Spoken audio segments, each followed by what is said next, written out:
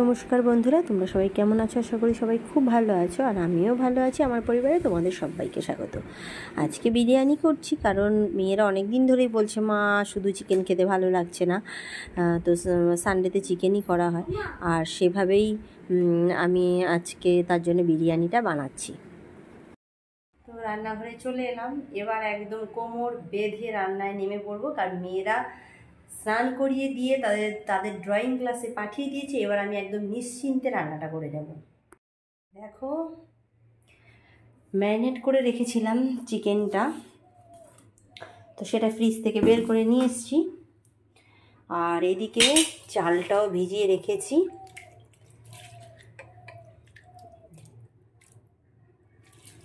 তো চালটা ভিজিয়ে রেখেছি, আর হচ্ছে পেস্টটা করব বলে পেঁয়াজগুলো কুচিয়েছি।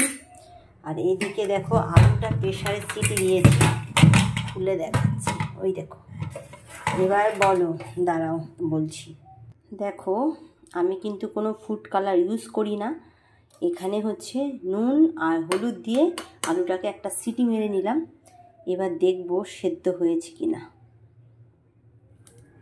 হ্যাঁ, সেদ্ধ হয়ে গেছে। এবার তাহলে আমি জলটা সেকে ফেলে দেব, কারণ যদি সেদ্ধ না হতো তাহলে কিছুক্ষণ আমি এই গরম জলের মধ্যেই রেখে দিতাম।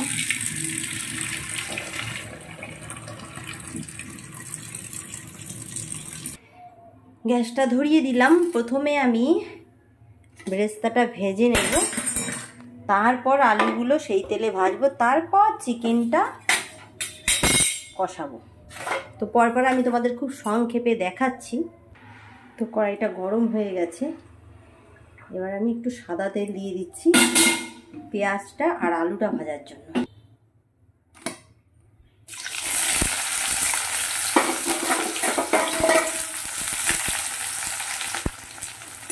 তো পেঁয়াজটা একটু ভেজে নিই, আঁচ বাড়িয়ে দিয়ে একটু কড়া ভাজা করে নেব। আর এদিকে দেখো, ভাতের জলটা গরম বসিয়ে দিলাম। এবার আমি এর মধ্যে দিয়ে দেব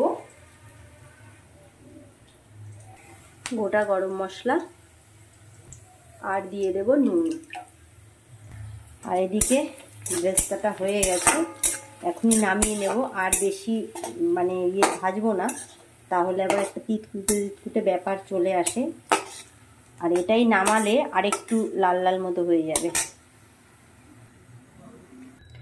তবে এই বেরেস্তা ভাজা তেলে আলুটা ভেজে নিলে আলুটা কিন্তু একটা অন্যরকম টেস্ট আসে। আর আলুটা যেহেতু আমি দিয়ে সেদ্ধ করেছি নুন দিয়ে, ওই জন্য আমি অল্প নুন দিয়ে দেবো, এখন জাস্ট অল্প। এই দেখো, সামান্য নুন দিয়ে দিয়েছি। আলুর কালারটা দেখেছো কত সুন্দর এসছে, মনে হচ্ছে আমি ফুড কালার ইউজ করেছি। আঁচ বাড়িয়ে দিয়ে আমি জাস্ট একটু ভেজে নেব আলুটা, যেহেতু আলু সেদ্ধ আলু। তো দেখো, আমি আর একটু সর্ষের তেল দিয়ে এবার আমি গোটা গরম মশলা ফোড়ন দিয়ে দিলাম। দিয়ে একটু ভাজা ভাজা হলে, এই যে ফাটছে, তবে যেটাকে বলে, আমিও ভুলে গেছি বলছি, মনে করে নি, এলাচটা কিন্তু একটু ফাটিয়ে দেবে। যদি না ফাটিয়ে দাও তো সেক্ষেত্রে কিন্তু ফেটে চোখে মুখে চলে আসতে পারে।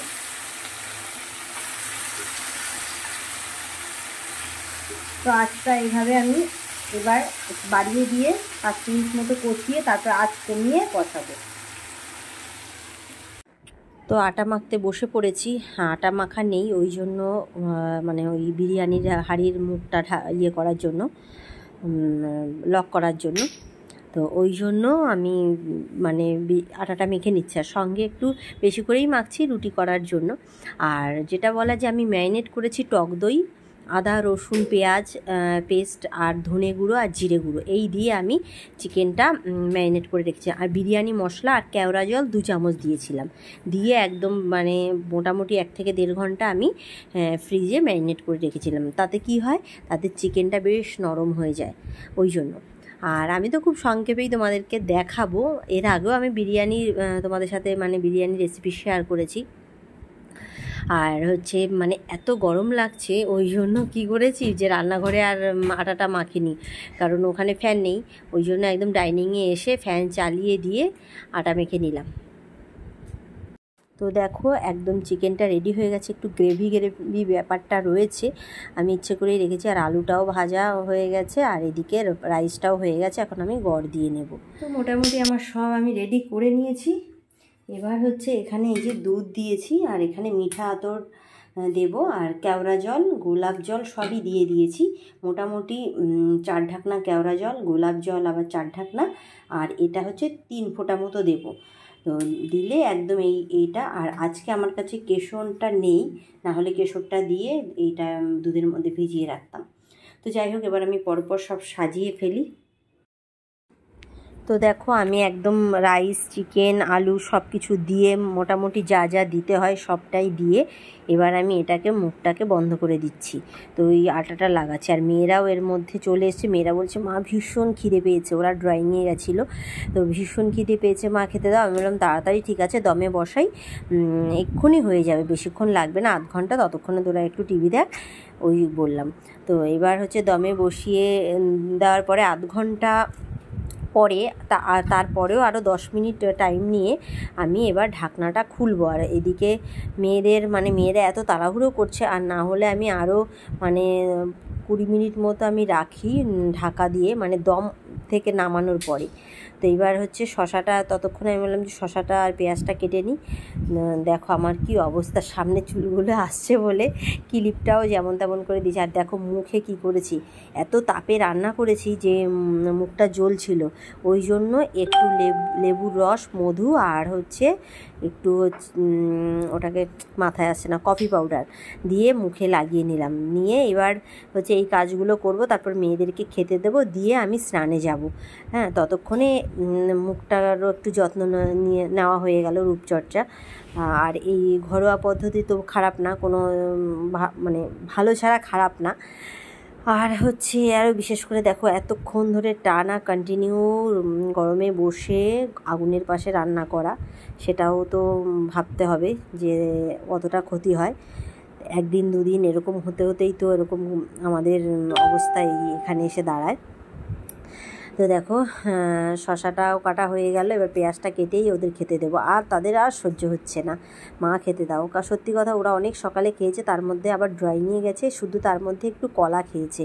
অন্যদিন তাও একটু ফল টল কেটে দেওয়া হয়, আজকে আর দেওয়া হয়নি, আজকে লেট হয়ে গেছে ওই জন্য।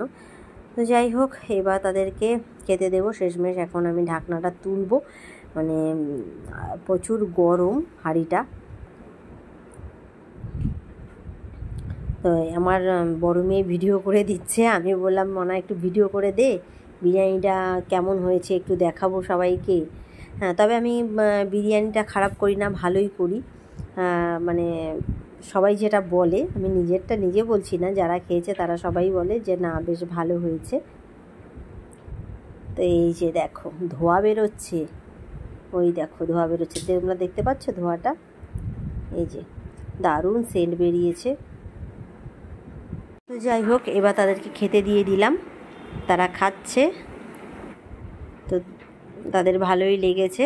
এই যে দেখেছো তো মাথা নাড়ছে, তারা ভীষণ খুশি। তো বিশেষ করে আমার সানা মায়ের, তার বিরিয়ানি খুব পছন্দের, এখন এনাও পছন্দ করে, আগে করতো না।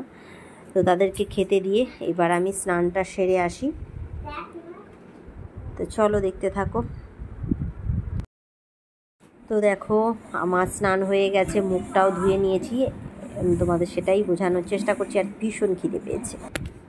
তো এবার খাওয়া দাওয়া করে ওপরের ঘরে চলে এলাম, কারণ এত গরম, ওই জন্য ওপরের ঘরে এসে একটু রেস্ট করব। আর এই যে সানা, আরে না কি হচ্ছে, কি তাড়াতাড়ি লিখতে, সানাকে বলছি যে তাড়াতাড়ি করে খাতাটা, বাংলা বইটা রেডি করো, হ্যান্ড রাইটিং। কি আমি কিন্তু তোমাকে বলেছি না, তাড়াতাড়ি করে খাতাটা রেডি করো। তুমি এখানে লুকিয়েছো কেন? আর সানা একটু রাগ করেছে একটা বিষয়ে, সেটা আর বলছি না। তো ওই জন্য তার রাগ হয়েছে। কি কারণ বলো?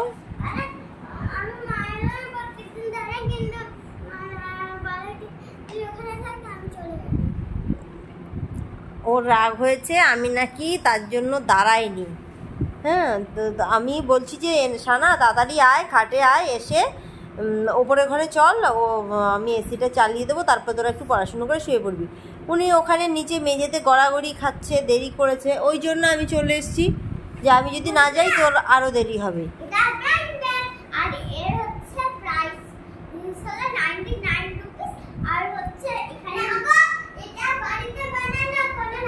ঠিক আছে, ও বানিয়েছে, তাতে কি আছে, বাড়িতে বানাক, যেখানেই বানাক, বানিয়েছে তো। আর হচ্ছে এখানে কিন্তু কমন, রেড, স্পাইস আর আনকমন আছে, আর এর ভিতরে অনেক জিনিস আছে। আচ্ছা ঠিক আছে, তো ঠিক আছে, আজকের ব্লগটা কেমন লাগলো অবশ্যই জানিও, আর নতুন বন্ধু হয়ে থাকলে প্লিজ সাবস্ক্রাইব করে দিও। এখনকার মতো টাটা, নেক্সট ব্লগে দেখা হচ্ছে, আরও ভালো ভালো ভিডিও তোমাদের সাথে শেয়ার করব। আর বেশিক্ষণ ভিডিও করতে পারছি না, কারণ এনাশানাকে একটু পড়াশুনো করিয়ে তারপরেই ঘুমোতে হবে। হ্যাঁ, অনেকটা বেলা হয়ে গেছে। তো ঠিক আছে, এখনকার মতো টাটা, নমস্কার।